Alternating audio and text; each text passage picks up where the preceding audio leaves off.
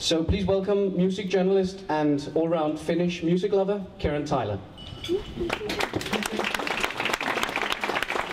tell us a little bit about yourself and what it is that you do? Well, this is absolutely going to ruin your brunch, isn't it? My name's Kieron Tyler. I'm a freelance music journalist. I live in London, and the main thing I contribute to is the British music magazine Mojo, so I'm in there each month. I also write for something called The Arts Desk, which is an offshoot, something started by journalists from the daily papers The Independent and Telegraph and some others. As a recognition or a reaction to the fact that the daily papers are actually downgrading and having less and less arts coverage. So instead of running scared, there's actually a ballet critic decided to take up the slack of basically the evil thing that the national daily papers are doing, which I know that is happening in other countries as well. And I know that in Finland, actually, there was an attempt by publishers to do copyright theft on journalists' work, which relates to something the representative of the ambassador said.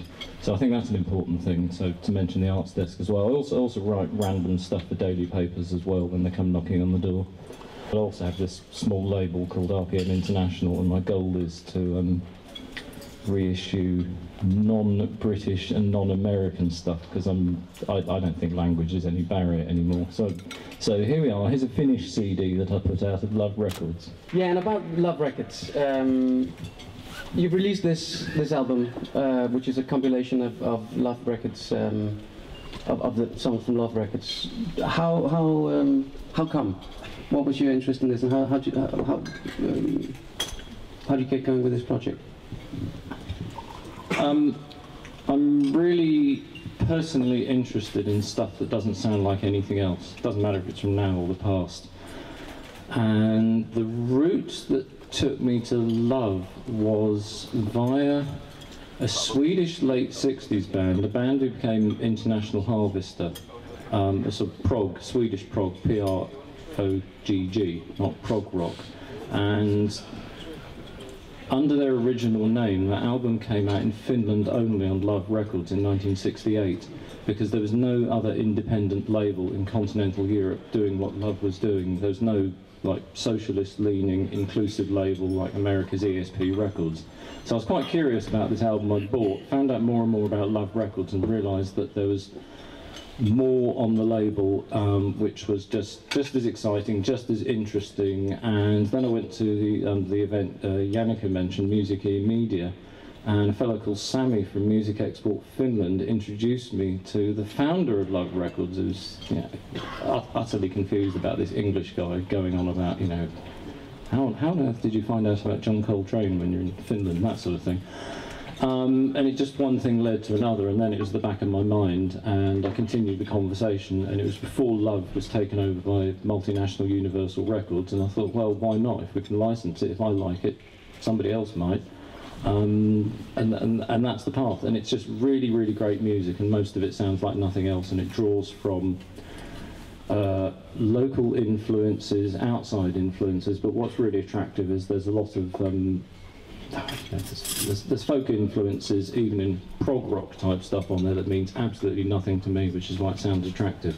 So how did you decide on the songs? Out of a catalogue of thousands of songs, how did you decide which ones to put on your album? Well, that's actually quite a frustrating issue, because obviously I don't have a shelf at home with every single record that was released by Love Records, because they're impossible to find. I mean, the two albums by Pekka Strang, I've gone to Finland and tried to buy them on vinyl, but they're not there to buy. I mean, these things must have sold 300, 500 copies at the time. So it's just a matter of asking people what they had, asking friends what they had on CD, reissue, record, whatever, getting people to send me things, going through what I've got, and I just imposed my favourites on people, and that was it. And I thought it was a good listen. Played the sequencing I had to people, and they said, yeah, that'd work. So it's just kind of high-handed, patronising Kieron Tyler version of what the label should sound like. What are some special characteristics in Finnish music, and how did it come that you feel so passionate about it? Is that a coincidence, or did you seek it out? And the current thing, because I see no division between music from the past and music from the present. It's all the same continuum, and I think people who think things from the past are kitschy or catalogue-y are just, they've got it wrong. They don't understand. Everything is the same, especially if it's new to you. And what happened was at Spot Festival a few years ago, I came along and I walked into a room in this building, I think it's the one at the end, and I saw Johansu 1685. And it was absolute. It just took the top of my head off. And then the next day, I saw Murmansk, who, you know, similar perspective, different type of music, much more, should we say, rocky, hard rocky. And there's a fellow sitting in front of me here, Christian from Music Export Denmark, and he introduced me to Tuomo from Music Export Finland, and that's the path that led into it. And as to your question about what characterises Finnish music, I can't answer that. I talked a moment ago about Finnish folk traditions or things that are local that you can't quite get a handle on, which is always very attractive. But in the case of those bands and other bands I've seen, I mean, I cannot recommend that people go highly enough that people go and see KXP tonight. It's something about power. It's something about a vision of, like, unfiltered, unmediated power. And I'm not a metal person. I don't know about Nightwish and Deathwing and all that kind of stuff. But I have a feeling that bands that are on a slightly different path to that, like Johansu or KXP, or even this terrific band I saw in Finland called Kiki Pau, there is an unmediated power about what they're doing, which they're applying to a slightly different form of pop music. And I think that might be the nub thing, but I could be talking bollocks. But that's the way it seems to me. Do you see any similarities in music, sorry, within the Nordic territory, in general, or is that can you even make such a generalization? Yeah, you can make generalisations because that's my job. But I'm not going to. Yes and no. I mean, there is a Nordic thing about performers, artists and bands where you get the full package, but they actually look like what their music sounds like. And it's this whole package thing. I'm a really big fan of the Danish band Oh No Oh No, and they have the same thing. They look like, the look complements their music. I think there is a Nordic thing there about the full package, the thought that goes into that. There is another strand to this, which, I mean, this is an evolving process and should result in some really, really boring essay at some point, probably in about 5 years. But it's about taking familiar elements, putting them back together in surprising or ways that speak to you, but adding something else as well. I don't buy this thing about, oh, Nordic music is all really moody because it's really dark up here and people are hanging themselves all the time. I don't buy that at all. I think artists are about what they've decided to do, and yeah, there is a mood, there's a darkness, whatever, but there was in Tim Buckley, and he's not from Finland. So I don't actually buy that. I think that's a bit of a lazy cliche, but those two things, it's about the whole package and maybe that thing of taking familiar elements and putting back together in curious and interesting ways. And again, Timo's sitting over there, KXP are part of that. You can hear there's, the glitter band sort of chicory tip beats, the krautrock thing, a sort of Spacemen 3 thing in there as well. But the actual nub genius of that is taking those, putting them back together and adding something you would have never expected. So maybe those two things, but again, I just could be talking bollocks. I don't know. I mean, you tell me. Just to elaborate a bit on the full package thing, you don't get that outside the Nordic territories as much, or what? You do, but self-consciously so. Not in quite the same way. No. We saw sort of bands like Bumfunk MCs and Darude and him and bands like that. I can't talk about things like him. I know nothing about that stuff at all. It doesn't speak to me. I mean, I know I'm coming from a sort of arty-farty perspective or whatever. For the mainstream-ish metal, shorts metal, funk metal, whatever stuff, I'm afraid I have no comment at all. I just don't know, and I'm not going to speak about what I don't know about or what I haven't thought about. It's not meant to be rude, but it would just be presumptuous of me. Of course. Well, and the future of Finnish music, how do you perceive that? I don't really perceive it as anything. It's up to the artists to do what they want, and if they're good and play a lot, they'll be great and they'll get attention. That's a brief answer. So, but you sense that the success of the Finnish music will continue to grow with the stuff that you're seeing now? Well, you know, stuff comes through my letterbox, and I did one piece of preparation for this, right? I'm a really big fan of Phonal Records. I think what Sammy is doing is just, I mean, my route into that was through Shogun Kunitoki.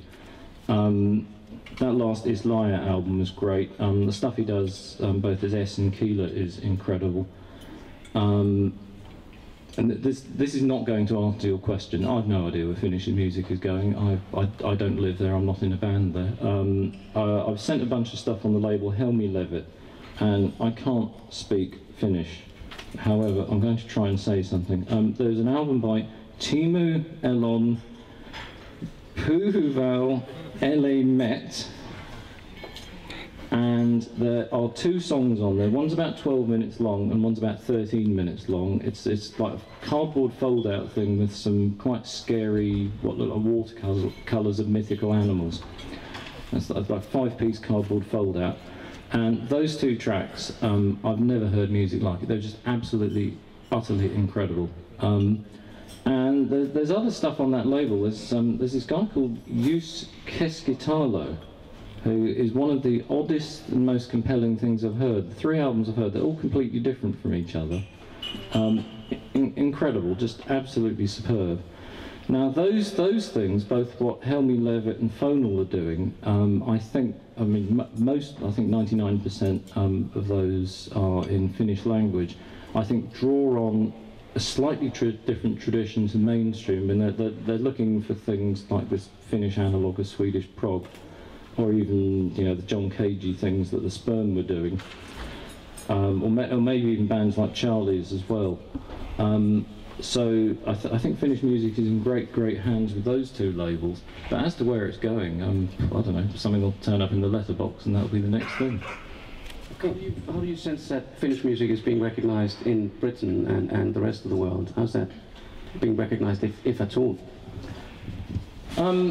This is a really difficult log to roll, because I'm interested in this stuff. It is terrifically hard to get this into the British press. But you know, I'll do my bit. I'll bang on about it. There are people who are open to hearing. There's a guy here called Andy from a daily music business news sheet information article thing called CMU. He's clearly a guy that's open to hearing stuff outside of the UK, judging by what he covers. There's a few other people out there, but mainly it's from a world music perspective rather than, you know, pop music or rock music from different countries. So as I say, it's a very hard log to roll, but people are open to hearing about it. I mean, I was quite surprised in New Mojo. You know, I had to bang on about it for a bit of a while, but I got the Jenny Val album in there. She's from Norway. So yeah, people, I think they're more open than they were. You know, a few years ago, the Serge Gainsbourg Melody Nelson show at the Barbican, it was sold out. But again, it just comes back to keep playing, keep putting stuff out, push it, and ultimately just be good. But I think, as I said before, people are reasonably open now.